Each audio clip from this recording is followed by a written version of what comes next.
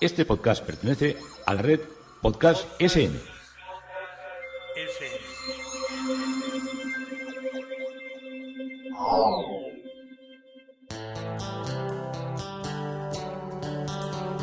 Historia con sentido.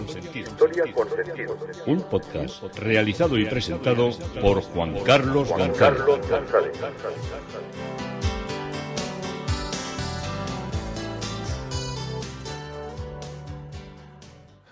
Un saludo a cuantas personas se acercan a través de las redes sociales, de Facebook, de Twitter, de mi página web Historia con Sentido. Yo soy Juan Carlos González y un día más encantado de poderos acercar un espacio de la historia.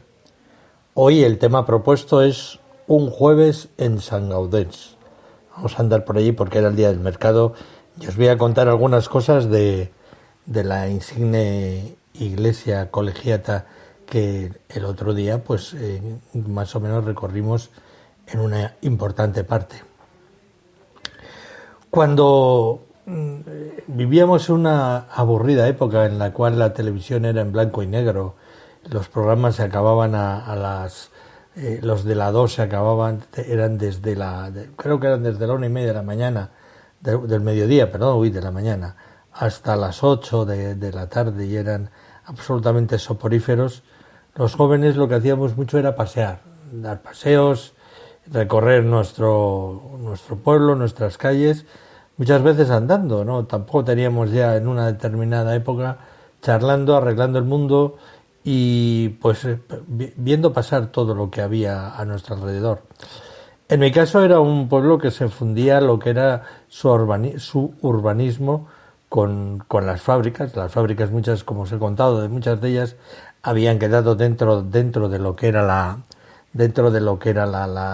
estructura urbana. Entonces te encontrabas igual 6 edificios de viviendas y luego había una fábrica, luego había otras 2 viviendas, otra fábrica, luego había un tramo en el cual no había fábricas, pero podía haber talleres. Cuando yo hablo de fábricas ya hablo de unos talleres, de unas empresas de una dimensión grande. Ahora esto es impensable. O sea, una empresa dentro de un pueblo, aún allí, es impensable y todas prácticamente ahora, en el 2024 que os hablo, están derribando Forjas de Zumárraga, que ha sido la última en caer, perseguida por la excavadora y de alguna manera por la especulación urbanística, pero sobre todo también por la necesidad de urbanizar una parte del pueblo que estaba como bastante desastrosa, ¿no? Entonces ha sido, porque claro, esto luego es un lío, porque tienen que regenerar las tierras contaminadas. Bueno, un lío, no me voy a meter porque de eso no sé demasiado, y además se producen grandes tensiones ecológicas. Muchas de las veces que yo iba a pasear cuando entre clase o antes de ir a clase de la tarde, lo hacía con mi amigo Luis, y eran tiempos muy pretéritos, hasta musicalmente éramos muy horteras y nos encantaba Miguel Bosé. Ahora con el paso de los tiempos lo puedo aconsejar. Y Miguel Bosé también era el elemento atractivo de muchas jovencillas como nosotros y jovencillos también, pero también sobre todo con las chicas les apasionaba, me acuerdo entonces. Y mi amigo Luis ahora también tiene un asombroso parecido con Miguel Bosé. Entonces era, el reclamo, el deseo dorado de muchas compañeras de clase, lo cual nos daba una profunda envidia, porque nosotros precisamente a Miguel Bosé no nos parecíamos. Entonces siguieron nuestras vidas, íbamos viendo cómo crecía el pueblo, cómo tiraban una casa, cómo hacían otras.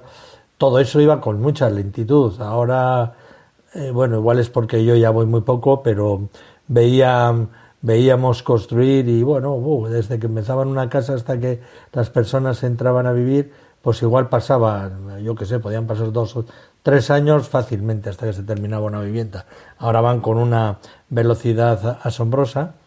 Era en una época, en los años 70, estoy hablando de los 70, donde el gusto arquitectónico era espantoso, donde los edificios eran espantosos. No quiere decir que con esto que no ame a mi pueblo, ¿eh?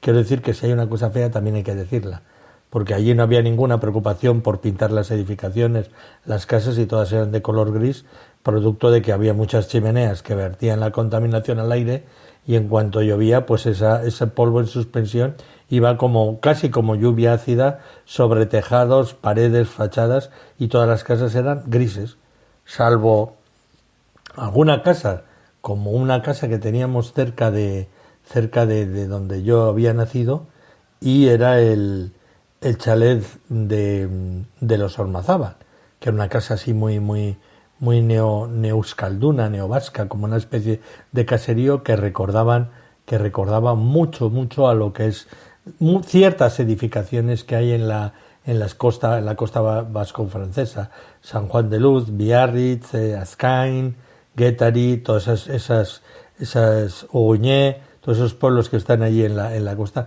que son tan bellos. No dejéis con esas hortensias tan explosivas por todos los lados, con ese verde, con esos jardines que parece que están cortados con tijeritas de hacer manicura. Pues esa casa trasladada, no tan bella, pero por lo menos la pintaban. También una casa que a mí me daba un poco de miedo, bueno, de miedo no, de repelús, porque la parte de abajo tenía unas grandes cristaleras, y en una de las estancias había el despacho del doctor Cuadrado, porque había 2 médicos en el pueblo, y entonces los médicos supuestamente tenían la concesión para el pueblo para estar en el ambulatorio, pero como había tanta gente, luego lo que hacían ya era por la tarde eso de pasar consulta y tener una iguala, que es que tú pagabas una cantidad módica y entonces podías ir donde ese médico cuando quisieras. Él no te cobraba, pero ya se llevaba algo del dinero tuyo. Igual si no ibas, pues bueno, bien para él. Pero todos pasábamos por ese sistema. O sea, no era inconcebible no estar en la iguala del doctor Cuadrado o del doctor Oñatibia, que eran los 2 médicos que había. Y entonces pues pasaba muchas veces con mi amigo Luis, el guapo, el de buen parecido con Miguel Bosé, y ni él, ni yo pensábamos nunca que él iba a acabar viviendo en esa casa. Evolucionó su vida, él se casó con Itziar, con otra amiga, bueno, amiga nuestra no, era más pequeña, pero bueno, ellos organizaron su pareja, hicieron una boda de estas, bueno, cualquier cosa que os pueda contar de una boda, porque no eran pobres, no voy a decir que fueran ricos, pero eran pobres y son simpáticos, porque hay ricos que son muy extravagantes, pero estos por lo menos eran gente simpática, y le fue muy bonita, y bueno, hubo jamones de jabugo, bogavantes, solomillos, qué sé yo. Yo creo que aquella fue la boda más pantagruélica que yo he vivido y que he disfrutado, no puedo decir, unos vinos del nivel alto, no, altísimo. A veces se lo suelo recordar a los dueños, sobre todo a Armando, con el que es el dueño de allí, o a su mujer, o a su cuñada, o a su cuñado, que son los que llevan ahora el restaurante. Digo, tengo un recuerdo, y pues nosotros pues daríamos igual que a todos. No, igual que a todos, no. Ya se sabía cuando uno venía bien con una cartera, si te daban igual o te daban mejor, y ahí nos dieron mucho mejor. Pasaron los años, y este año que andaba por otras circunstancias por allí por el pueblo, pues me encontré con la mujer de mi amigo Luis, y entonces pues nada, empezamos a hablar. Estábamos en una carnicería, la escena era... Ahora las carnicerías del País Vasco han cambiado totalmente. Antes era el paraíso de las carnes, de los chuletones, de las chacinas, no de las chacinas andaluzas, sino de las morcillas, de las salchichas que hacían allí, de las asaduras, de las sangrecillas, bueno, todo este tipo de cosas. Y ahora se han convertido, como todos están, ya es en la época de los pastilleros, que todos tienen o colesterol, o diabetes, o ácido úrico, o grandes cosas, que son la gente mayor, que en el fondo es la que tiene la cartera para ir a comprar, pues se han convertido en reductos de alimentos ya elaborados. Pues te hacen albóndigas, te hacen fritos, te hacen yo qué sé, de todo, te hacen carrilleras. Carrilleras yo no he oído hablar nunca, y ahora ahí es una cosa que se hace muy típicamente, las carrilleras. Se hace, pues, en fin, pues 8 o 10 cosas, entonces caldo de verduras, que luego lo puedes congelar en unas bolsas transparentes, y leche de oveja, leche de vaca de caserío natural, bueno, todo ese tipo de cosas. Entonces la gente compra ella prácticamente la comida, se llevan más cosas de comida elaborada por ellos artesanalmente, que prácticamente de carne, de tocino, de todas esas cosas. Eso ya es, prácticamente no ves a nadie que pida eso.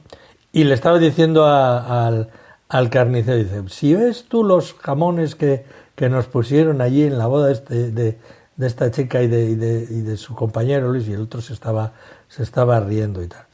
Y le dije yo además al carnicero, le dije, además mira, esta vive en la casa más bonita que queda en el pueblo, que cuántas veces yo pasaba por delante de ella porque había nacido allí, y cuántas veces le he pasado por delante de ella con su marido, paseando los dos por el pueblo y sin ninguno saber que él iba a acabar viviendo allí y yo tan lejos, a 400 kilómetros de distancia. Y la otra se sonreía y le digo yo, además ya sabes que esa casa es de un arquitecto famoso, de Luis Astiazarán Galarza.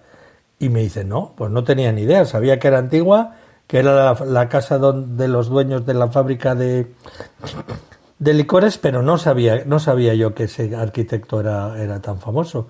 Dijo, sí, mira, en un lenguaje hiperbólico, como también suelen ser las cosas en esos valles guipuzcoanos, le denominan el arquitecto de la Belle Époque del Alto Urola.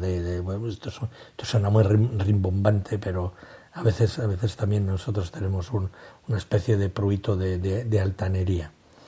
Y yo le conocía porque en la fábrica de Nicolás Ormazábal, que era el señor que encargó a Luis Astiazarán en esta casa, pues había trabajado mi tía abuela Eugenia y vivió y trabajó allí durante muchísimos años.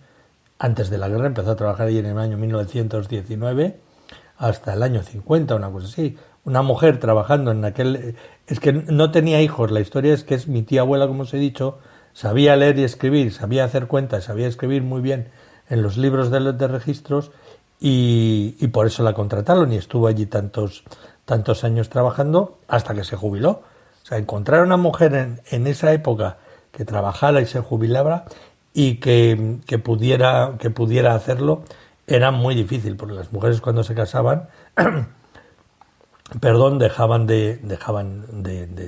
se casaban dejaban de trabajar. Y entonces le dije, pues ya voy a profundizar en la historia de Luis Astiazarán y ya te voy a contar todo quién era y lo que pasó y qué edificios tenéis alrededor, porque en nuestra comarca, incluso en nuestro pueblo, hay varios edificios más. Todo esto lo sumo porque también hay de mis seguidores que me dicen, oh, te vas a Londres a buscar la obra de Christopher Wren, y muchas veces hay aquí arquitectos tan buenos y yo decía, hay arquitectos tan buenos, y digo yo, pues no serán algunos que veo yo que madre mía, no puedo decirlo por mi casa de Madrid, que es del año 1929, sino por otros edificios que veo cercanos que parece que no son, que aquellos arquitectos que las hicieron estaban castigados, porque en Madrid hay verdaderas preciosidades. Tengo el lujazo de vivir en una zona donde cada día que salgo a pasear o a hacer cualquier recao, cualquier mandado, me cruzo con edificaciones que absolutamente jamás hubiera soñado en poder ver y en poder compartir como las que tengo ahora. Os digo, soy un auténtico privilegiado. Pero ya me estoy extendiendo demasiado y todavía no os he empezado a hablar de Luis Astiazarán Galarza, que lo haré en los siguientes podcasts. Bueno, un jueves, nos dijeron el jueves es el mercado en Sant Gaudens. Estamos recorriendo Sant Gaudens y nos quedaba alguna cosilla por ver de la ciudad. Y cuando estábamos desayunando, uno de los miembros de allí del staff y nos dice, ¿qué tal? ¿Que os han gustado los tapices? Que son muy buenos. Yo, tapices, sí que vi que había tapices, pero la primera vez que habíamos estado viendo la colegiata de San Pedro y Sant Gaudens en el pueblo, La verdad que no los había visto porque estuvimos contemplando todo lo que era la construcción de la iglesia magnífica y todo el claustro también magnífico. Pero en la iglesia fue incapaz, en casi todas las iglesias, ya sabéis que hay esos monederos que metes una moneda y se enciende la luz. Pues, pues fui incapaz de encontrar dónde estaba. Y no vi demasiado, vi que había unos tapices, pero ni me fijé en qué representaban, ni su valor, ni porque no me enteré. Bien, entonces nos dijeron, pues hay el mercado y tal, pues bueno, vamos a subir a ver el mercado. Mercado magnífico, magnífico. O sea, el mercado de los quesos franceses, yo ya sabía que hacían buenos quesos, una auténtica pasada. Los mercados de aceitunas y de todas esas cosas, muchas eran de aquí. Aquí yo no veo nada. Yo, para encontrar unas aceitunas de estas que te las vendan a granel y tal, la mitad son muy amargas, no sé encontrar. No lo sé si uno me dice, pues vete al Corte Inglés y tienes ahí de todo. Bueno, es posible. Pero yo no he tenido la suerte de encontrar, y ahí encontrabas de todo. Frutas, la mitad de las frutas eran del otro lado del Pirineo, ¿eh? No nos engañemos, que eran, como os he contado, eran de Arnedo, de Murcia, de todos los sitios donde se produce la magnífica verdura que tenemos en nuestro país y de la que verdaderamente se hace un gran esfuerzo en producirla y en distribuirla. También hay mucho mediador por ahí que se queda con grandes cosas. Así que decidimos subir. Y cuando subíamos empezó a sonar allí la campanería de la torre de la colegiata con un sonido. Bueno, yo cada vez que veo en nuestro país la manada de cencerros que hay sonando en las iglesias me pongo atacado. Digo yo, pero ¿cómo pueden tener esta mugre de cencerros ahí, cencerros desacompasados? Perfecto. Y nos dijeron, es que va a haber, fuimos ahí, tomamos un cafecito en la terraza, una terraza de las varias que hay allí. Tenéis que tener otro criterio a la hora de lo que es las cafeterías y de lo que es la hostelería allí. A partir de las 6 de la tarde solo había un bar abierto, que era el bar de unos amigos nuestros, dimos amigos de unos que eran angoleños, que eran señores muy simpáticos, hablaban muy bien español. Luego eso ya os iré contando también en sucesivos días, todo lo que era donde alternar y qué tomar. Y pues ya aprovechamos, después de tomar el café, de hacer una primera visual en lo que eran los puestos que estaban en esa plaza, porque el mercado se extendía por las otras calles de San Godén y se iba hasta otra edificación que también es muy bonita y que si estáis allí también tenéis, si vais al mercado, está cercana, que es el edificio de correos, donde hay una especie de estructura art déco que contiene un antiguo mercado que ahora ya es cafeterías y estas cosas, como se ha hecho un gastro, no sé cómo se llaman, tienen de estas palabras. Aquí en nuestro país son muy buscadas por los gastrobares estos dentro de los mercados. A mí me parece, me producen cierta, no voy a decir repulsión, porque están llenas de turistas desmedidos metiéndose allí comida de nada de lo que entienden, pero lo mismo pueden decir de mí cuando voy por allí fuera. Entonces ya después de estar tomando ahí un cafecillo decidimos entrar. También los cafés, yo no sé, igual porque estábamos en pleno mes de febrero, pero tampoco abrían todos los días, había días que abrían, pero ese día que había mercado, ese jueves en San Godens, estaba todo abierto. Y luego también todas las tiendas, que hay muchas de estas de productos y se cuida mucho todo lo que es los platos, los vasos, todas estas cosas. Aquí nosotros tenemos como una mayor ramplonería, ¿no? Vamos a IKEA o compramos de Amazon y tenemos todos igual. Vas a una casa, vas a otra y tenemos los mismos vasos, las mismas tazas, las mismas jarras y los mismos platos, ¿no? Ahí se ve que hay una cuidadísima estética para todas estas cosas. También como el clima es... La estación fría es más oscura y el clima también es un clima más duro, pues igual hace que se haga mayor vida social en casa. No lo sé, se me ocurre.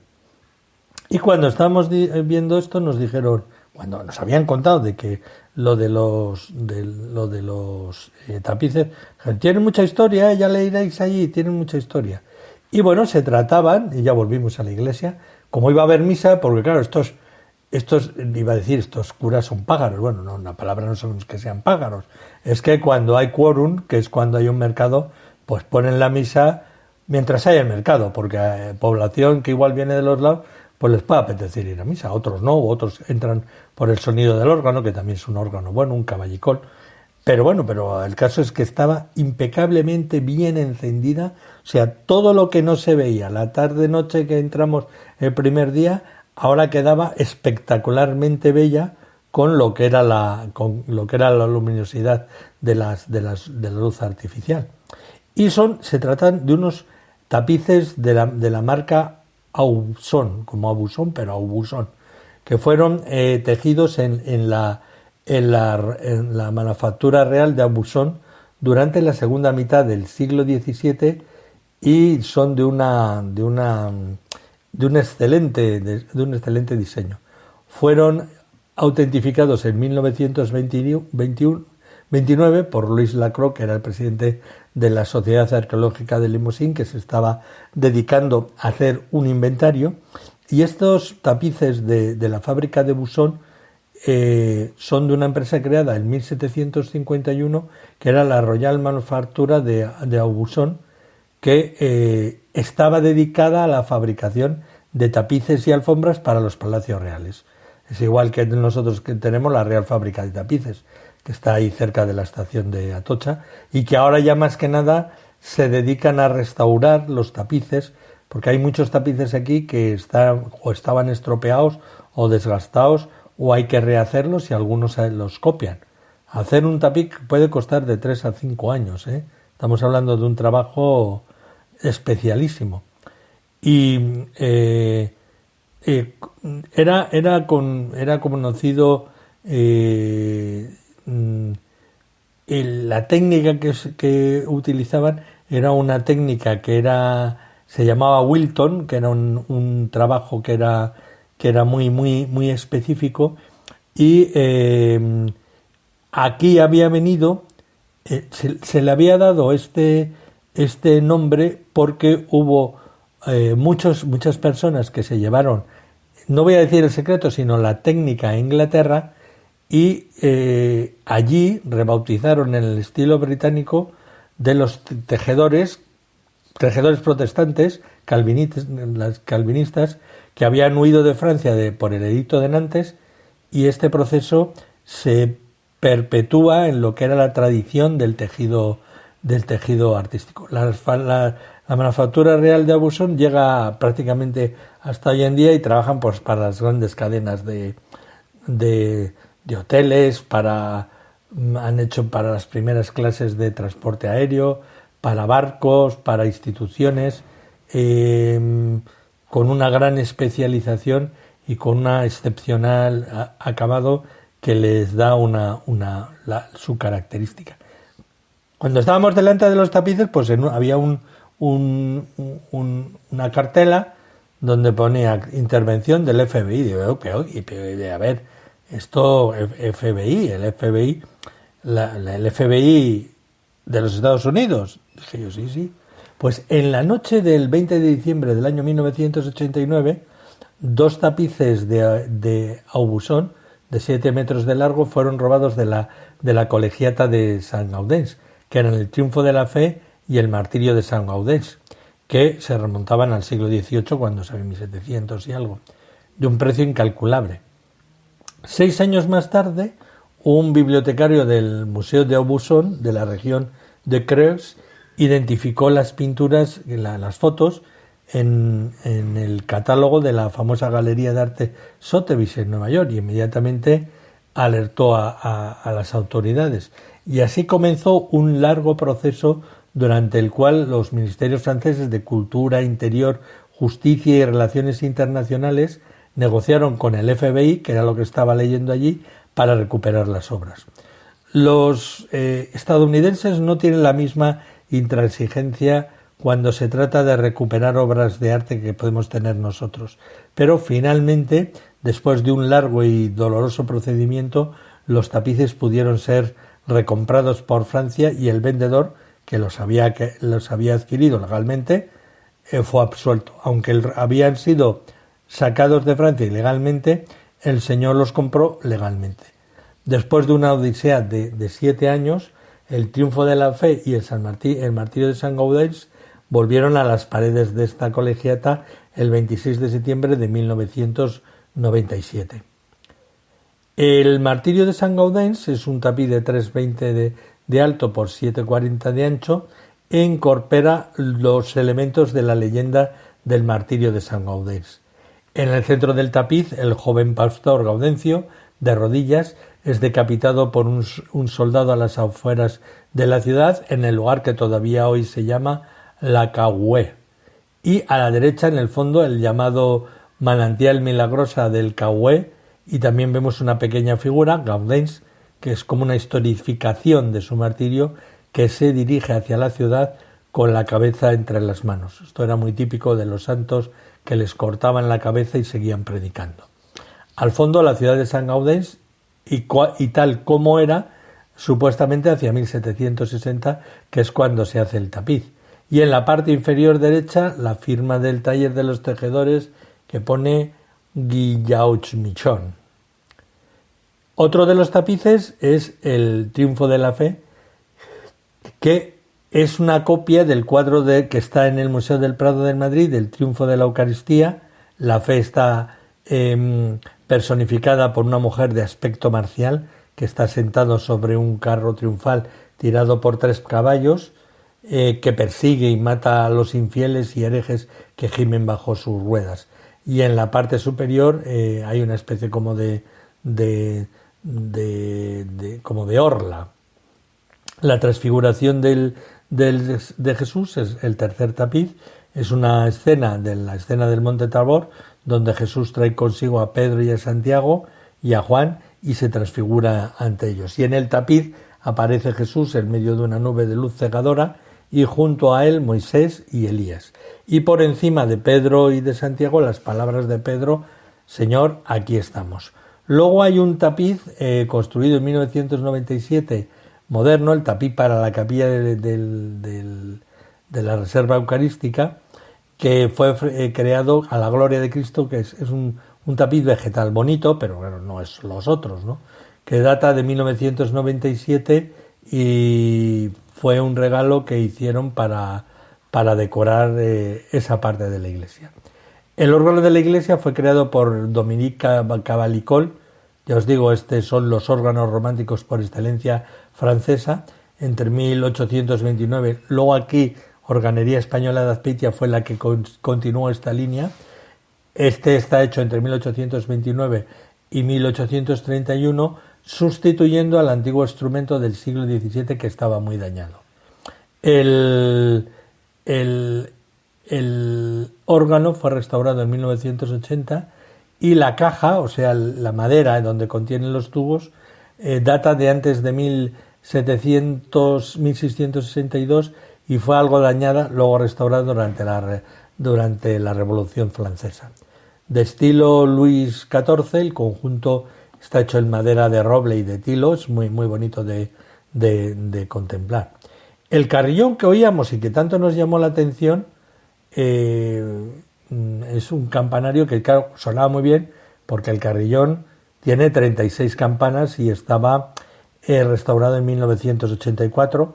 El anterior solo constaba de 16 campanas y hay unas referencias que la campana más antigua es de 1356, que es la que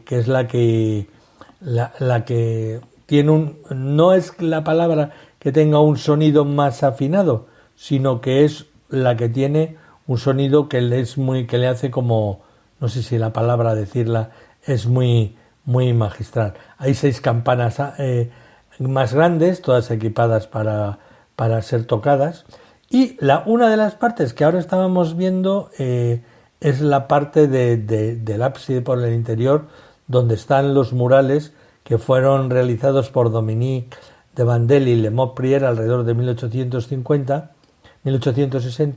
y que representan pues a los santos que guardan tradición con Francia y que guardan tradición también con la zona: San Benito Labré, San Esteban, San Juan Bautista, San Exalto, y luego también siempre omnipresente pues San Saturnino, arrodillado dando su mano a San Pedro, San Bertrán, arrodillado dando la mano a San Gaudens, y luego están en 5 medallones están representados los bustos de los arcángeles. Los arcángeles no son 3, sino son 4: Miguel, Gabriel, Rafael y Uriel. Esto ya, lo de Uriel, es de crucigrama, y tiene, ahí están representados sosteniendo un globo terráqueo coronado por una cruz, y en el centro, rodeándoles ellos, hay un crismón. Detrás de los medallones está el mensaje en latín: Solideo, solo salve a nuestro Dios que está sentado en el trono. Luego también hay piezas como un bajorrelieve de la Virgen con el niño del siglo XII, que cuando cuando se realizaron obras en 1976 en la Colegiata, pues hubo piezas de mármol que se arrojaron ahí al vertedero y descubrieron que era una inscripción galo-romana por una parte, y por otra parte una Virgen con el niño. Entonces esto ya se han conservado como un bajorrelieve de la Virgen, y la epigrafía del siglo II con una invocación a los dioses manes. Los dioses manes eran los dioses familiares domésticos o caseros de la mitología romana.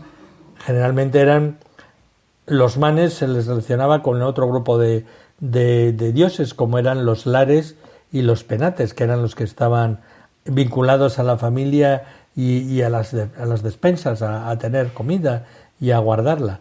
Y estos dioses encarnan a los espíritus de los antepasados que son los protectores del hogar.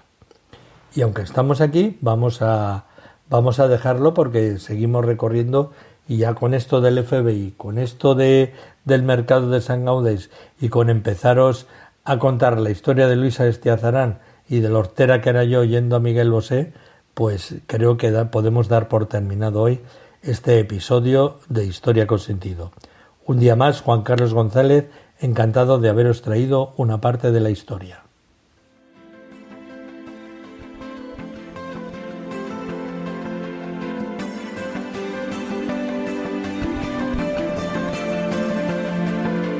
Hasta aquí un episodio más de Historia con Sentido. El podcast que te habla de historias de la historia, sucesos, eventos, como si el ayer fuera hoy. Síguenos a través de iTunes, Spreaker o iVoox.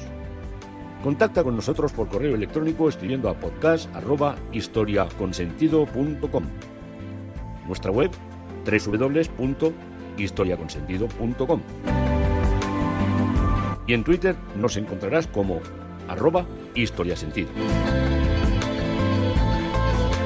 Este podcast pertenece a la red Podcast SM.